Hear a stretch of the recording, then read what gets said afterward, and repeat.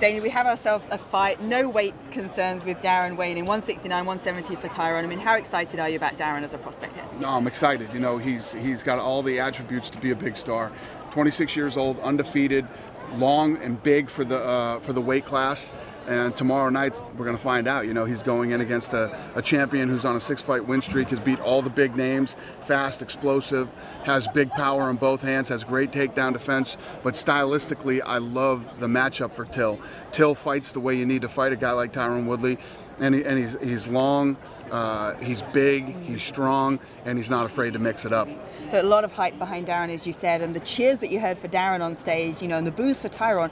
Why is it, and you've made comments yourself before, that Tyrone isn't necessarily received in the way he maybe should do as a champion? Well, listen, Tyron Woodley's good looking, got the perfect physique, he's got the record, he's got knockout power in both hands. But every time Tyron Woodley opens his mouth, he shoots himself in the foot. He's a very unlikable guy to fight fans, and Till is the exact opposite. You know, when you're from England and you're in the United States and in Texas, okay, and they're booing the American guy and cheering the English guy, I think that sums it up and says it all how your fans feel about you. So it's the way Tyron Woodley has always been, and it is the way Tyron Woodley will always be, win, lose, or draw.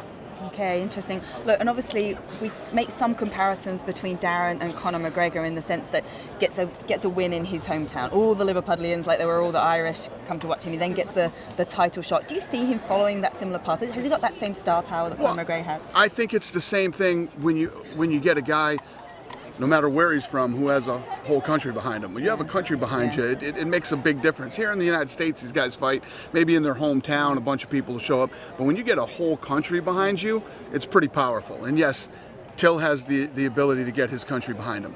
And talking still of the welterweight division, Usman was on hand, weighing in case anything happened. Does that mean he will automatically get the next title shot, whoever wins? Obviously, it always depends what happens. Is he leapfrogging Colby in some way?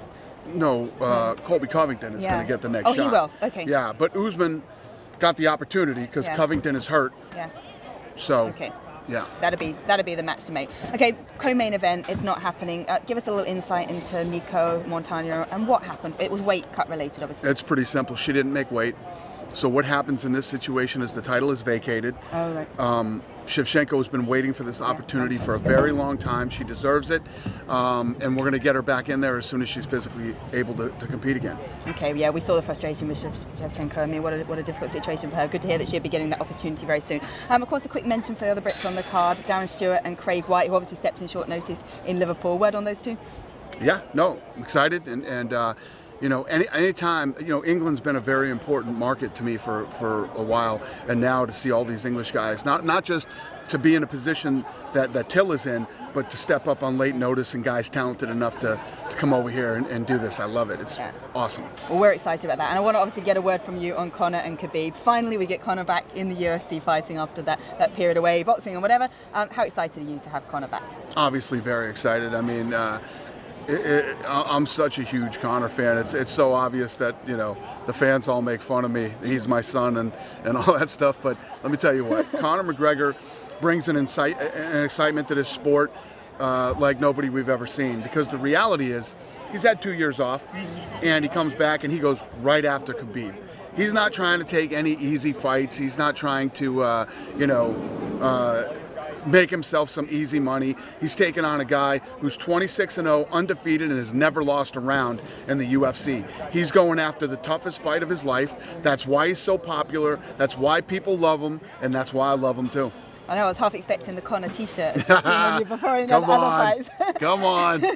I want to ask you as well, Canelo Triple G 2 taking place in Vegas next week. Are you going to be there, or what are your thoughts on this fight? What happens this time? I won't be there. That's our Russia fight. Yeah. And you know, I thought Triple G won the first fight, and I think Triple G will win the second fight.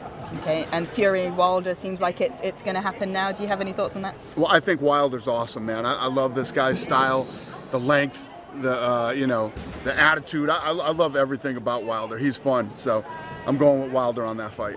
Okay, thank you. Well, we cannot wait for tomorrow night. We've got a big fight here in Dallas, Texas. Thank you as always, Dana. Thank you.